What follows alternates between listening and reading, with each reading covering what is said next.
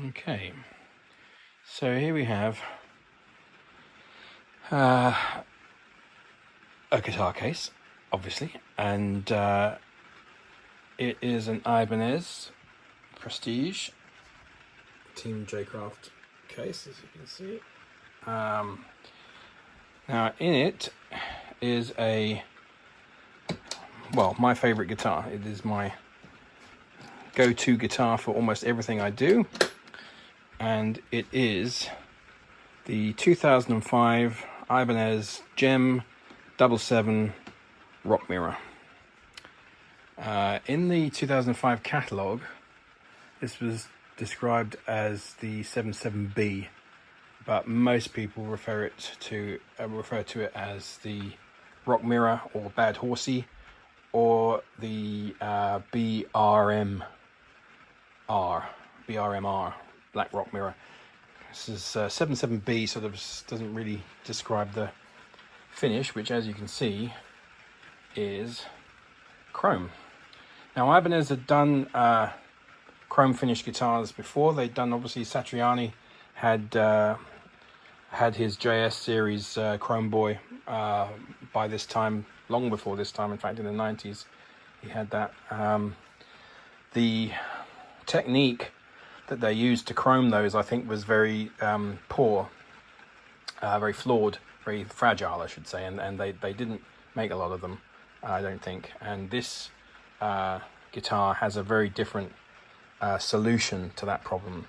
Part of which I think is aided by the fact that Jems are sort of slab-sided, rather, and the JS was like a smooth pebble, which was more difficult. But I think what happens with this one is that the mirror finish is only on the front. As you can see in the monkey grip, the guitar is actually black. That's why it's called Black Rock Mirror. The back and sides are black. Anyway, the mirror is only on the front surface. So these were made in 2005 and 2006. So they're quite rare now. They weren't made for long. We have, I think, a basswood body, a 5-piece gem neck, usual thing. Classic dot markers rather than any of the usual Steve Vai fanciness. And very strangely, for a top flight model, no scalloping on the upper frets. Now the scalloping, as I understand it, on the original 777 Jems that came out in the 80s, that scalloping was done because the original neck design was such, it was a bolt-on neck with a almost sort of traditional Strat style plate on the back, where you'll see in a minute that this doesn't have that. But that original neck design was such that the upper 4 frets were really only fretboard, and there was no actual wood behind it. In the terms of the neck, sort of ended at this point, the actual wood of the neck, and the fretboard hung over, and then it slotted into the guitar, into the body, and bolted on, screwed on really. We always say bolt on, but they're not bolts; they're screws. Anyway. And so the upper frets were scalloped, I think mainly for resonance, because I think either Vai or the factory or someone, Vai felt that those upper 4 frets lost a little bit of sustain or whatever that you could claw back by having the scalloping. Now, once they moved to the all-access neck joint around about 92 or 3. So the white 7Vs were the first to have that neck joint.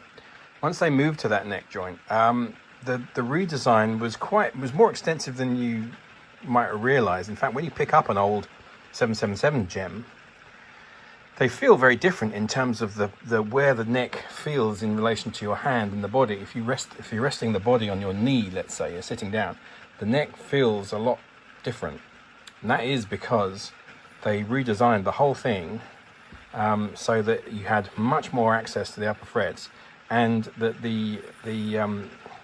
there was less of that hangover.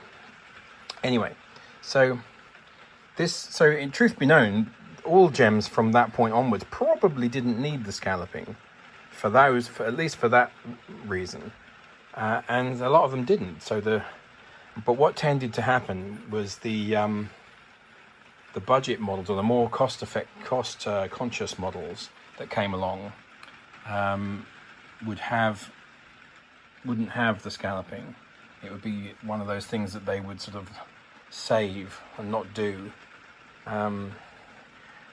So this guitar doesn't have it, even though it is a top banana Jem. It's made in Japan, Fuji Gen, 2005. It is missing its truss rod cover, however it is in here. Now the funny thing about the truss rod covers, I've got two in here, and this one on the left is from my Gem 7 DBK, which is also a Fuji Gen manufactured Japanese Jem, but was a more affordable model, less bells and whistles.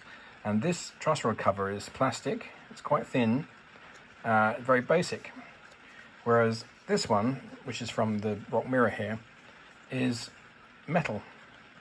It's cold to the touch.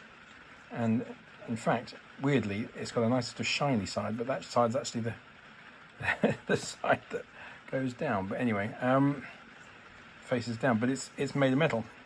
It's a much higher quality item. Weird, but there we are. I thought I'd mention it. Okay, so yes, the old polishing cloth. Now, polishing cloth is essential when you have one of these, because the moment you play it, it will get very fingerprinty.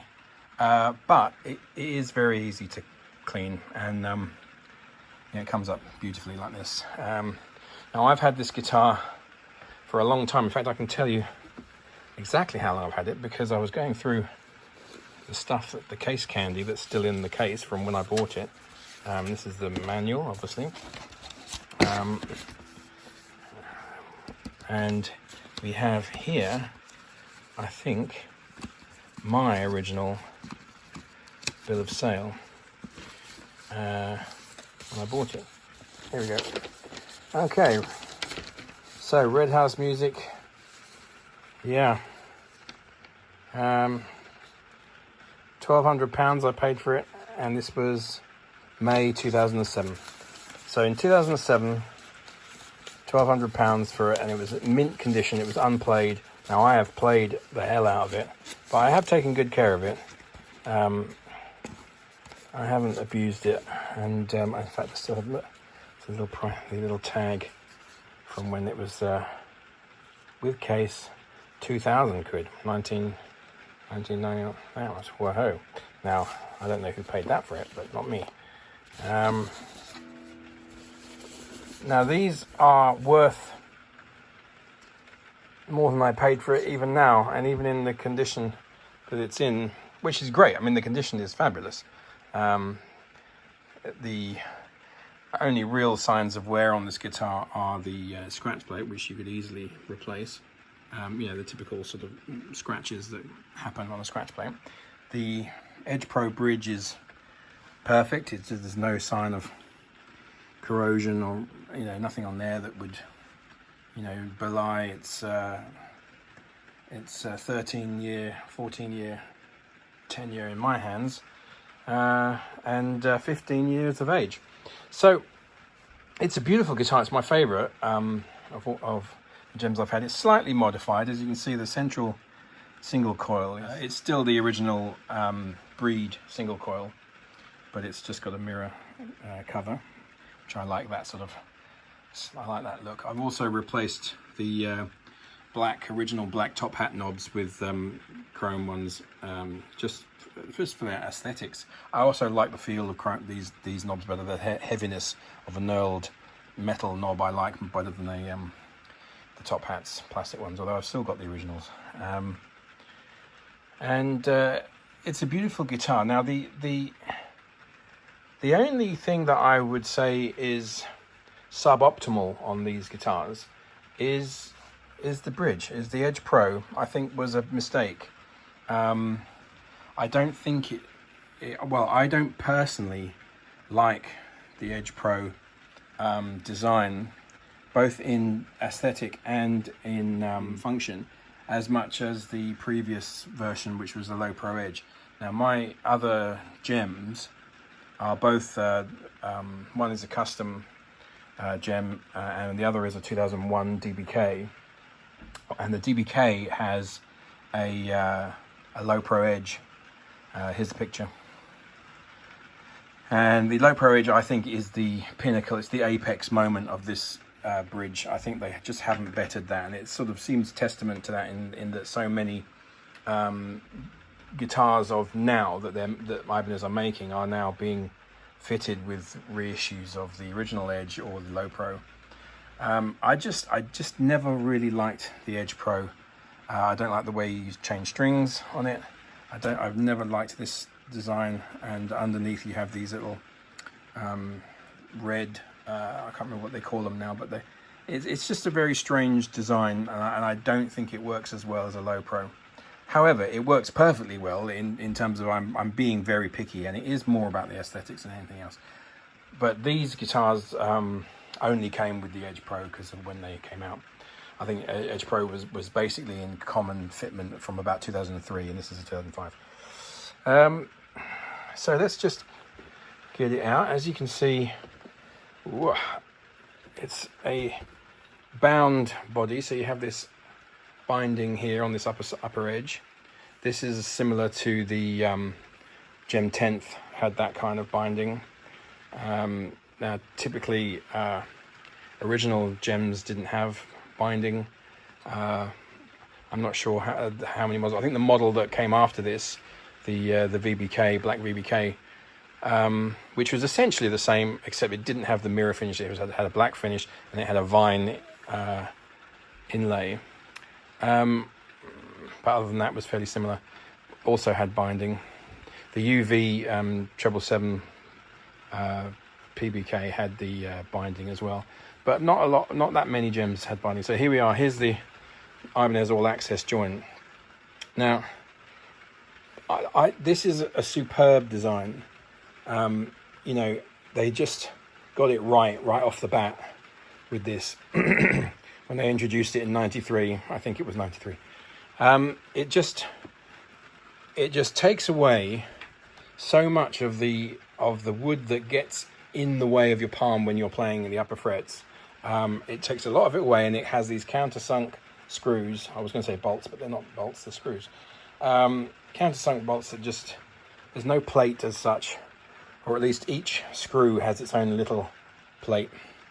And really the comfort of playing up the fretboard there is almost unmatched by sort of anything other than stuff that really doesn't have a body, if you see what I mean. You can see it's just very, very clean.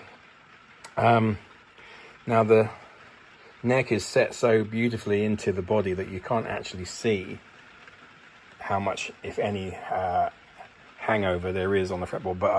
But trust me, there's either none or much less than there was on the original Jems. This is why, by the way, that I don't think you can't retrofit 777 next to one of these. You couldn't put you'd have to modify it, and even then I'm not sure it would go. So obviously we have the traditional monkey grip, the lion's claw routing. Now people take the mick out of these guitars for all these Vi idiosyncrasies, but I tell you, you'll never understand how handy it is to have a grip in your guitar until you have one and you can just pick it up. And it becomes one of those things that is actually rather useful, strangely enough. This is also a very versatile guitar, even though it's obviously a super strat type guitar. It's a Steve Vai thing. It's built for rock. It's that kind of thing. Here we have the tremolo arm. Just pushes in. Now I have it set up so that it rests gently on the volume pot, as you can see. Which I like it doing that because it means I can easily push it further if I have to. But it has it's just like a little way of keeping it where I want it, if I want to keep it there. Obviously it doesn't do that on the top hat knobs because the top hat knobs are slightly lower. But this is all to do with how I've got it set up. The guitar, when I got it, was also had the Edge Pro was set up. It was set up more like an Edge or Low Pro Edge, and the funny thing, which was tipped forward a bit more. And this is quite a common mistake that owners of Edge Pro bridges, including myself, do, in that the design of this bridge is a lot flatter. There's a lot less of an actual tapered wedge to the shape of the base plate, and it actually wants to sit very flat like that. And I see a lot of guitars with this bridge fitted where it's tipped forward a little bit, and I think this is because they're used to how the earlier bridges looked, especially the original Edge. It had more of a taper, and whereas what you want to have it is sat like that, and it still has plenty of, because of the routing here, these cool lion's claw routings. You have a lot of up and down. The trem is able to move freely up and down either way, which is Vi's specification. Another thing worth noting about this guitar is the Breed Dimarzios set. Having played Jems with the original standard sort of PAF Pro Dimarzios that they would have come with, the treble sevens came with, and then the Evolutions that the 7Vs and various other models came with. The Breeds are, I find, this guitar is incredibly versatile beyond the expectation perhaps of most people who would buy one of these. I've used this guitar for so many different genres of music, and in fact when I'm out with the signatures, it's become my go-to guitar for that band, much to our drummer's chagrin, Gav, because he loves the Telecasters and all that sort of stuff. But honestly, when you stick this in the center position and work that Breed single coil on the high energy rhythm stuff that is common in Northern Soul crossover, it's fantastic. And then obviously you can then whack it into humbucking necks, beautiful. It's a very thick, warm sound. And then the bridge.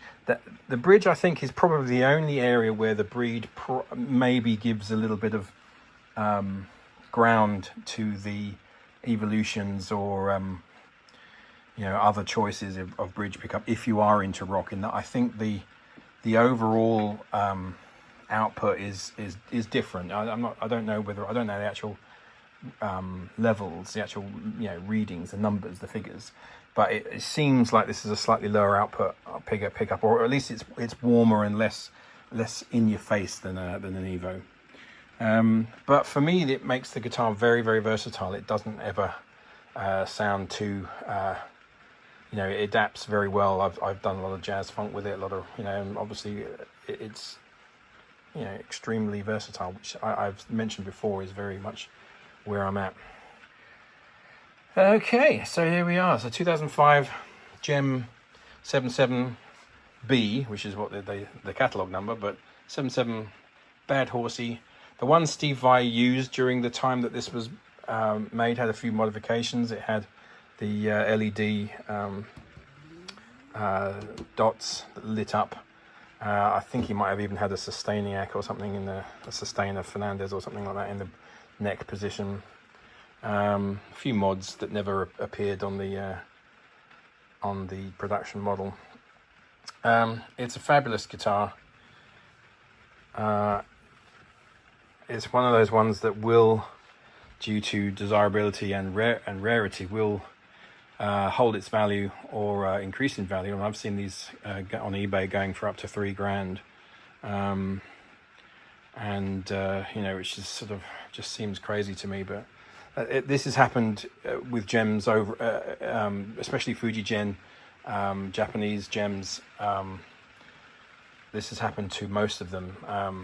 I saw an advert for a 1991 green swirl, the green multicolor, on Reverb. I think now I know Reverb can be maybe a little bit inflated in terms of realistic pricing, but this green multicolor from 91 was in okay condition. It wasn't in mint condition, and they wanted 7,000 quid for it. So now I don't know whether it would go for that, but it would certainly fetch 5. So these guitars are appreciating, and now that they've certainly for this year anyway, 2020, there is no Japanese Jem being made at the moment. I think they've switched to the new Pia, which I'm not a fan of, I have to say. Although I haven't played one, so I must reserve my, or at least add that caveat to my criticism. I don't like the aesthetics of it. This is the Apex Jem for me in terms of my working guitars. I've had many different models. I used to trade them. It's a fantastic guitar. I recommend you trying one if you're into this sort of thing. Photographers love it and hate it in equal measure. Some of them love it because they get to take some crazy reflective pictures, and you can get beams of light coming off it in smoke-filled stages, and it can look pretty awesome. Others don't like it because of same reason, kind of thing. But it always turns heads. It always makes people talk. And as far as aesthetics go, I think it's pretty fine. It's certainly my favorite. And I used to refer to it as Excalibur, which was a bit boring. I had this crazy thing where all my guitars had names of famous literary swords. And my mate Sean, who I do the Film Utopia podcast with, he said to me one day, that's really lame. And he was right. And he immediately, as soon as the moment he saw this guitar, he said, well, it's T-1000, isn't it? And I was like, it is the T-1000. You're right. Okay, that's it. So this is my name for this guitar. Anyway, so this is my pride and joy. This is my favorite guitar. This is my go-to instrument for everything that I do. And it is wonderful, wonderful, wonderful. And there we are. I hope you've enjoyed this little tour of it. If you have any questions, or if anyone wants to know anything more about Ibanez Jems, or wants me to do any more of these kinds of videos, then let me know. I'll probably do a little 2-minute sort of variation of this video, quick summary. Oh yes, the volute. This is quite a modern thing. Goto's on there probably, yes. Beautiful. Alright, thank you guys. Hit like, blah blah blah, subscribe, blah blah blah, ring the bell, all that lovely stuff. See you soon. Bye bye. Ooh, goodbye baby.